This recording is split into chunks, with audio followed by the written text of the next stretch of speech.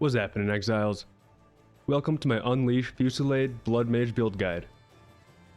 I was planning on making a completely different build until I accidentally stumbled into the seamless playstyle when I picked up a +7 fire spell Roaring Staff off the ground and started messing with it. And I gotta say, I absolutely love the staff buffs we received this league. It's made this build feel so much stronger than it needs to be. So without further ado, I present my Unleash Fusillade Blood Mage.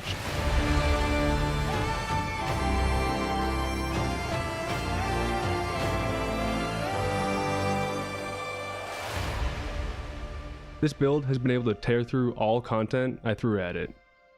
Insane single target damage and a very comfortable and fast mapping experience with the Headhunter. While the build does not require a Headhunter, I got my first one to drop this league, so I am for sure using it. I'll go over other options you can use instead of a Headhunter later on in the video.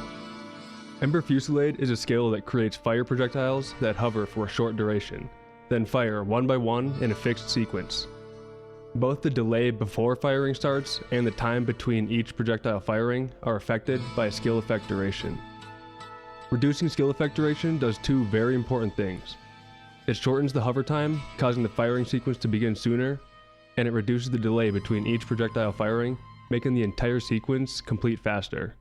This is why heavy investment into reduced skill effect duration is critical for min-maxing Ember Fusillade. It directly increases how quickly damage is dealt. Once firing begins, the projectiles shoot sequentially, not all at once. Each projectile in the sequence gains 7% more damage for every projectile fired before it, meaning later shots hit significantly harder. Because of this, total damage heavily depends on how many projectiles are queued before the sequence starts. To maximize this, you want to generate as many hovering projectiles as possible before any of them fire. This is where Unleash becomes essential. Unleash allows Ember Fusillade to repeat twice with virtually no additional cast time, letting you stack multiple casts worth of hovering projectiles almost instantly. This ensures that all projectiles enter the same firing sequence, fully benefiting from the stacking more damage per previous projectile bonus. A crucial interaction to understand is that casting Ember Fusillade while a firing sequence is already in progress will cancel that sequence and restart it. Doing so resets the stacking damage bonus and results in a significant damage loss. For optimal damage, you want to cast Unleash, then Fusillade once, queue all projectiles, and allow the full sequence to complete uninterrupted before your next cast. Timing your next cast of Unleash plus Fusillade will allow you to fire constantly with almost no delay between volleys. And with easy lightning infusion generation, it turns Ember Fusillade into a clearing machine. Now let's take a look at the Ascendancy, the Blood Mage. Blood Mage is insanely strong for spellcasters because it fixes two of the biggest spell problems at once: spell cost sustain and crit scaling. Vitality Siphon gives 10% of spell damage leached his life, which is huge because Spell Leech almost doesn't exist in PoE 2 outside a single unique chest. This not only fuels your survivability, but also covers your spell costs, since we cast spells with our life. On top of that, Sunder the Flesh sets your spells to a 15% base crit chance, completely overriding their normal base crit. That instantly makes crit scaling viable on spells that normally struggle to crit, massively lowering the investment needed to play crit. Put together, Blood Mage gives spells real sustain and real crit scaling, which is why it feels so absurdly strong. In addition, the other Blood Mage notables push the Ascendancy even further. Sanguine Tides is effectively permanently up for us. With a 127 charge Life Flask, it provides up to 50% damage gained as extra physical damage. And because Blood Mage spends life to cast spells, you are constantly regenerating flask charges. That means the flask stays at maximum charges during normal gameplay, keeping this damage bonus active at all times. Grasping Wounds adds a strong defensive layer by taking 25% of life loss from hits and converting it into damage over time over 4 seconds instead. This smooths out incoming damage and gives your life leech and recovery more time to work, especially important for a build that's constantly sustaining through damage dealt. Together, these notes give the Blood Mage both top-end damage scaling and safer, more consistent survivability, which is why the Ascendancy feels so well-rounded for spellcasters. Since the Blood Mage already solves several core spellcaster weaknesses through its Ascendancy notables, the passive tree is primarily used to amplify those strengths rather than compensate for any gaps. As usual, I will have a written Mobalytics guide as well as a POB link containing the different steps that the build went through to get where it is today, all linked in the description below. Most of our passive nodes are going into crit and energy shield scaling. In the endgame version of this build, it is very important to grab the Blood Magic Keystone, as with a lot of additional skill levels to our spells, the mana costs become unsustainable. For this build, we split our passive node allocation across the 2 weapon sets to maximize both damage and utility. On weapon set 1, all the passive nodes are invested into reduced skill effect duration and various crit nodes. On weapon set 2, the passive nodes go into curse effect and increased skill effect duration. We also take the +1 orb skill limit here for Frostbomb. We grab Elemental Equilibrium to convert Frostbomb's cold infusions into fire infusions for Fireball, and all fire infusions gained from Living Bomb or Siphon Elements also get converted into lightning infusions for Ember Fusillade. When it comes to jewels, the main stats we want will be critical hit chance, critical damage bonus, and increased energy shield. You can use a Heart of the Well with 1 or 2 gain extra mods, as well as some crit damage and crit chance. And if you can, a +3 Ember Fusillade Prism of Belief. This is not needed at all.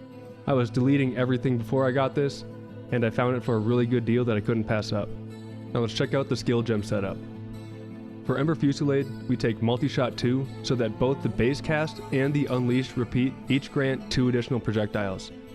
Combined with all the chance for spell skills to fire 2 additional projectiles modifiers from our passive tree and staff, this allows us to accumulate up to 14 projectiles at once. Compressed Duration reduces the skill effect duration, making all projectiles fire faster. We further boost damage with Considered Casting and Concentrated Area, while Fork adds extra clear.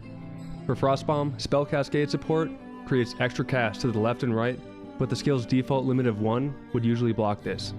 By using Overabundance and the Secrets of the Orb passive node on weapon set 2, it gives Frostbomb a high enough limit for Spell Cascade to place all 3 bombs. Using Frostbomb this way generates 3 or more cold infusions. But because we take the Elemental Equilibrium Keystone, these cold infusions are converted into fire infusions to power Fireball. We also take Short Fuse 2 to decrease the detonation time, as well as Harmonic Remnants 2 and Cooldown Recovery 2. Fireball serves primarily as additional clear, though as Ember Fusillade scales in strength, Fireball sees less and less use. We link it to Unleash so each cast repeats multiple times, with each instance consuming a fire infusion, which is why we ensure Frostbomb generates at least 3 infusions per use. Sion's Temper gives a chance to fire 8 projectiles in a circle, while Fork improves clear by letting projectiles hit additional targets. And lastly, we take Efficiency to lower the cost. For our Life Remnant skill granted by the Blood Mage Ascendancy, we take Harmonic Remnants and Remnant Potency, as well as Katal's Rejuvenation, which grants us a stacking cooldown reduction buff for every Life Remnant we pick up. In Unleash, we take Rapid Casting 3 since we are always casting 2 skills and sometimes an extra skill here and there. Cooldown Recovery 2, and Mobility for extra speed while we're going through maps. On Sigil of Power, the skill granted by the Chiming Staff on weapon set 2, we take Magnified Area 2, Prolonged Duration 2, Second Wind 3, and Cooldown Recovery 2. We use Snap to generate extra infusions when needed from dead bodies that are affected by elemental ailments. In Snap, we take Harmonic Remnants 2, Magnified Area 2, Rapid Casting 2, Cooldown Recovery 2, and Efficiency 2. Time of Need is a spirit skill that heals us and cleanses us of ailments and curses after a certain amount of duration. This duration is affected by skill effect duration, just like Ember Fusillade. So for this we take Compressed Duration. This is the only support that matters here. With all the reduced duration that we have from the skill tree and from this support, this skill heals us and removes ailments and curses every 2.4 seconds. Since I have enough spirit, I'm also using Mysticism 1. If you have an additional 15 spirit on top of that, you can use Mysticism 2 instead. This support is not needed unless you have enough spirit. We're using Cast on Critical to trigger Living Bomb. Living Bomb plants a bomb in an enemy and explodes after enough damage has been dealt to that enemy. And it also generates fire infusions, which thanks to Elemental Equilibrium are converted into lightning infusions for Ember Fusillade. Inside of Cast on Crit with Living Bomb, we take Overabundance 2 so we can have multiple bombs placed at once, Harmonic Remnants 2, Boundless Energy 2, and Concentrated Area. And you can see this skill triggers a lot on bosses. For Elemental Weakness, we use this pretty much only on bosses to lower their resistances, we take Heightened Curse, Ritualistic Curse, Magnified Area 2, Efficiency, and either Curse Ground or Hyoxy's Fulmination. I'm using Hyoxy's Fulmination because, this just looks super cool. And Siphon Elements is our last spirit gem we're using. And we take Harmonic Remnants 2, and then either Fire Mastery, Cold Mastery, or Lightning Mastery. For the boss rotation, it's very simple.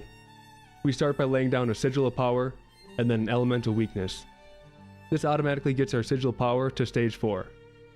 When the boss becomes targetable, we just cast Unleash and Ember Fusillade on repeat, timing it so that our Ember Fusillade casts right when all 14 projectiles have already fired. Now on to the gear. 150 spirit is required for this build. We use a rare helmet, body armor, and boots. These 3 pieces should have as much energy shield and resistances as possible on them. Getting your chaos resistance as high as possible is also very important for this build. The helmet should also have increased crit chance on it as well. I recommend using the Sacramental Robe as your body armor base since it grants faster start of energy shield recharge, which is a really helpful defensive stat for this build. And of course, we want as much movement speed from our boots as possible. The Roaring Staff is extremely important for this build because it grants us the Unleash skill. The stats you want on it in order of importance are +7 to level of all fire spell skills, increased spell damage, increased fire damage, critical hit chance for spells, chance to fire 2 additional projectiles, and finally, gain a percentage of damage as extra fire, cold, or lightning damage, with fire being the most important stat here. For the staff's sockets, the ideal runes are +1 to level all spell skills and gain 5% of damage as extra damage of all elements. A third socket is not required, but if you have it, you can use a rune that grants chance for spell skills to fire 2 additional projectiles, which helps Ember Fusillade reach its maximum 14 projectiles more consistently. The second weapon set, the Chiming Staff, is used only for Sigil of Power and casting Frostbomb and Elemental Weakness. On this staff, you only need +5 to all spell skill levels. Cast speed is a bonus, but not necessary. Your rings should primarily be used to fill out resistances and grab increased fire damage. If you can cover your resistances elsewhere, you can equip Snake Pit in your left ring slot to make Ember Fusillade and Fireball Fork.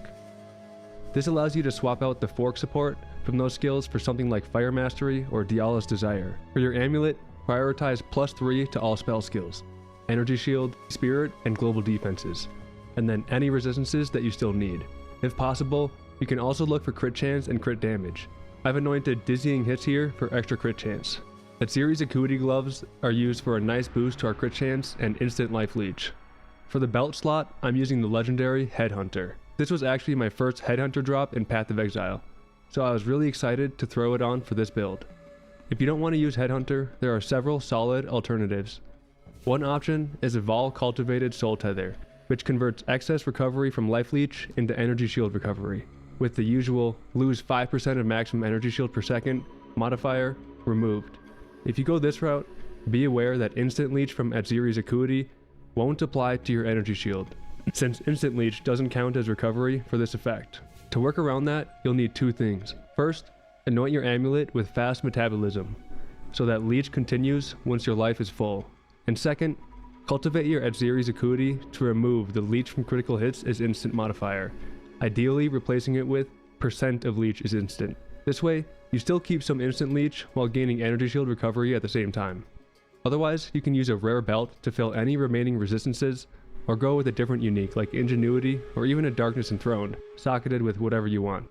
Movement speed, magnitude of non-damaging ailments, or other utility. There's honestly no wrong choice here. This build works beautifully even without Headhunter. That said, I still highly recommend it if you can get one. Thanks so much for watching. I hope this guide helped you understand the build and how all the skills, gear, and infusions work together. If you found it helpful, don't forget to like the video and subscribe for more Path of Exile 2 guides and content. I really appreciate the support. Peace.